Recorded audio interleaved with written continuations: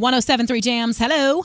Hello, this is Hillary Clinton, live on the Kelly Mack Show. How are you doing? I'm great. How about yourself? I am blessed by the best, I must confess. You ever heard that saying before? Yeah, I have, and I love it. I think it's exactly the attitude to have. Congratulations on your endorsement from Congressman Jim Clyburn today. I know you're feeling pretty happy about that. Oh, I am so thrilled, Kelly Mack. You know, I have the highest regard for the congressman, and I view this as such a great vote of confidence. It just makes me so happy. I'm thrilled by it. And, I remember you were here in the Carolinas 8 years ago campaigning, and here we are 8 years after the fact. Of course, in my humble opinion, I think President Obama has done a great job with America. And, a lot of listeners of mine, they want to know, if we bring you into office, what are you going to do that no other president has been able to do, including your husband, Bill? Well, I agree with you that President Obama has made great progress on so many important issues. First of all, saving the economy from the worst financial crisis in our lifetime. Absolutely. And I'm going to build on his progress to increase investments in jobs, education, and health care. And we'll also continue to do all I can to counter systemic racism, to create opportunities in all communities, particularly communities of color, because I think we have a real opportunity here to go for the kinds of changes and reforms that we need in criminal justice, keep building on the Affordable Care Act, which has meant so much to so many Americans, particularly African Americans, because of the decrease in the number of uninsured people, and just generally keep working to improve education, make college affordable, help people pay down their student debt. So I have a very big and bold agenda that builds on the progress that President Obama has made. Speaking of college loans, a lot of people have asked that question because I put the question out on Facebook. What would you like me to ask Hillary Clinton? And they say, what are you doing for these folks? How are you going to make it more affordable for folks to go to college and pay down these loans? Because, the American dream is you go to high school, you graduate, your first 4 years of life as an adult, you're in college, and then the next 10 to 15 years, you're paying off your college loans. So how do we make that work? Well, there's several things I'm going to do. Number one, I'm going to let everybody refinance their student loans. Too many people are paying these absurdly high interest rates, and I don't think that's right. So we're going to have a big program to let everybody refinance their loan, which will save thousands of dollars. I'm going to switch everybody that is willing into income-based repayment programs. In other words, you pay as a percentage of your income instead of a fixed interest rate, because what I hear from a lot of young people in South Carolina is they borrowed money to finish their education. They could handle the principal, but it's the interest rate piled on top of the principal that makes it unaffordable. So I want you to be able to pay no more than 10% of your annual income and to cut it off after 20 years. If you have been paying, you should be free of debt after 20 years, no matter how much you borrowed. And I want more national service so that more young people have a chance to go to college, basically in return for national service, because you will get a chance to get a very generous education loan and a grant, actually, not even a loan. You just get the grant. You don't ever have to pay it back. And I want to do more to make college affordable in the first place by getting the cost down. And I have a special program for historically black colleges and universities. I have a $25 billion fund in my plan to help the HBCUs, which I think do so much for so many people. Okay, sounds like a good plan. Now, I have a young man checking in with me right now live on Facebook, Marquavius Cobb. He says, what exactly are you going to do to help us African Americans with these police killings amongst our people? Well, it's a terrible problem, and we have so many examples of it right there in South Carolina. You've got the killing of Walter Scott in Charleston. Oh, yeah. Generally, we've got to stop killings by everybody. Police killings are particularly troubling because the police is supposed to be protecting you, not injuring you or killing you. And I gave the very first speech in my campaign back in April about police reform, criminal justice reform, reforming incarceration. I'm calling for body cameras for everybody, ending racial profiling, retraining police so that, force is the last resort, not the first choice, building up more respect and trust again between the communities and the police so that, there can be more interaction between community leaders and citizens with the police. There are police departments, as you know, that do an excellent job, and other police departments need to learn from that. And they need to weed out people who are not fit for the job, who don't have the maturity and the experience to deal with what goes on every day in police work.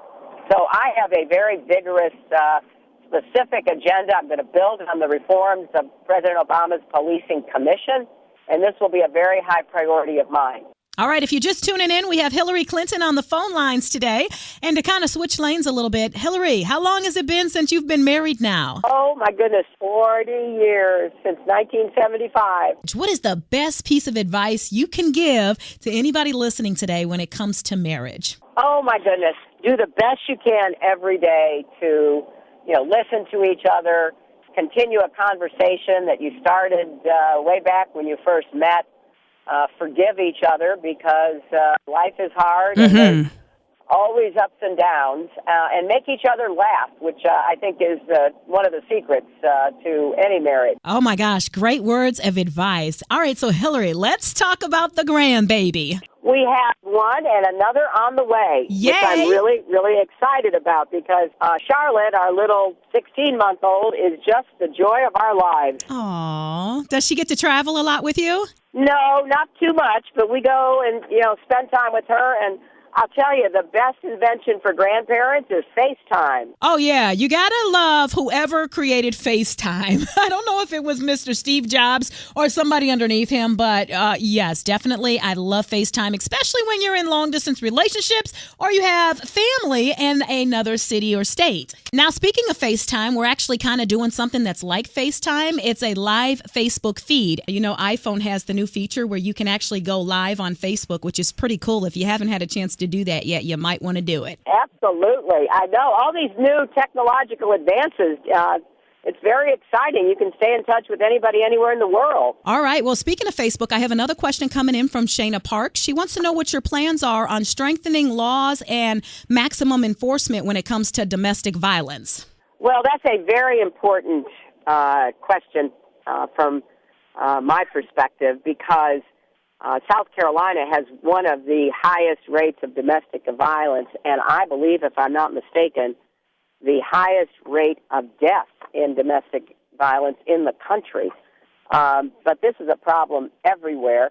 It's something I've worked on. I've been an advocate against domestic violence. I was very supportive of the Violence Against Women Act that my husband passed back in the 90s. So we have to continue to do several things. One, I think we've made progress, but we still have to reach everybody to say that, domestic violence is a crime. Yes. It is not part of a relationship. It's certainly not part of a marriage. If you are a victim of domestic violence, a crime is being committed against you. We need more safe houses for women and children to find refuge so they can get away from the domestic violence abusers. We need more police to be sensitized to the serious nature of this so that there can be smart, quick responses. We need more women to be willing to press charges, and we need more protection for women when they do press charges. But at the very least, if you've been domestically abused, I hate to say it, but based on the work that I've done, that is not likely to change. Get out as early as you can for your own mental health, your own physical safety, and that of your children. Okay, and next question coming in from William Pitts. He wants to know, how can you assure that Social Security will be secure for folks my age, anybody between 30 and 45, 50? How can you make sure that it's secure and it'll be around when it's time for us to draw Social Security? Well, the first thing I will do, which is important for people of all ages, is prevent the Republicans from privatizing Social Security. They actually want to turn over the Social Security Trust Fund to Wall Street. That has got to be the worst idea in the universe. I agree. I will never let that happen, and I have already fought them against it once when I was in the Senate because President George W. Bush wanted to do that. Secondly, we need to get more funding into the Social Security Trust Fund so that it is available for young people when they get older because it's a solemn promise.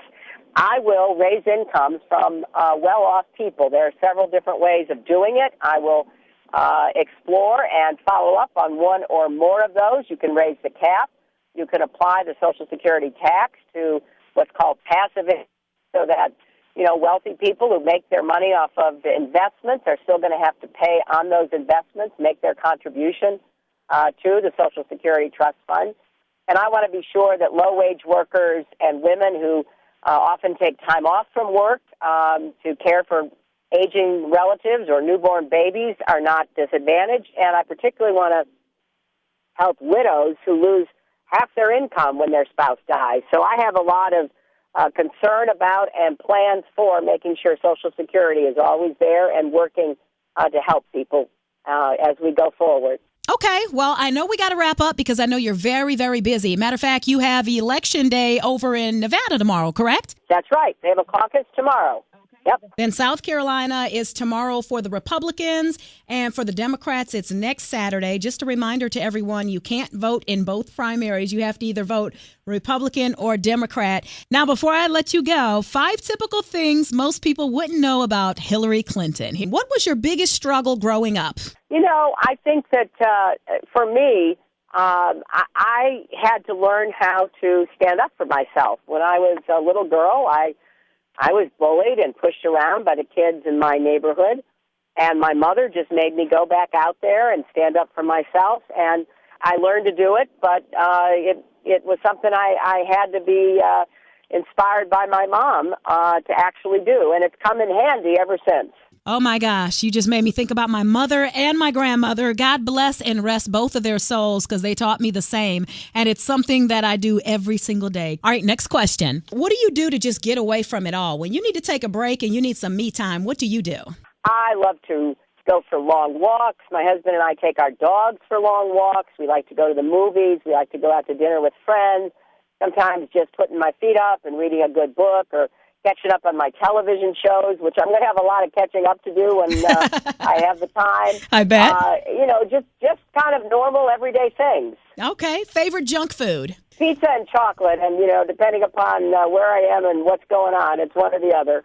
All right. And your guilty pleasure? Oh, chocolate for sure. Yes. Absolutely. Mine too. Yeah. We got so much in common. I love it. Yes, you and I both. And I like the gourmet kind. I don't like the factory kind of chocolate. Like I like to go to Kilwin's, Godiva, and homemade chocolate. Oh yes, yeah. Well, I'm a little less discriminating. I kind of like it all. But you're right. The better it is, the higher the cocoa content, the better it is for you. Actually. Yes, absolutely. I'm a chocolate snob. Last but not least, your favorite Bible passage or quote? Corinthians, faith, hope, and love, but the greatest of these is love. Yes. I think about that a lot, and I think about the 2 commandments that we are expected to follow. Love the Lord with all your heart and your mind and your might, and love your neighbor as yourself. I think if we all followed those, we'd be better off in the world. And that's nothing but the truth. You better go ahead and preach on the Kelly Mack Show today.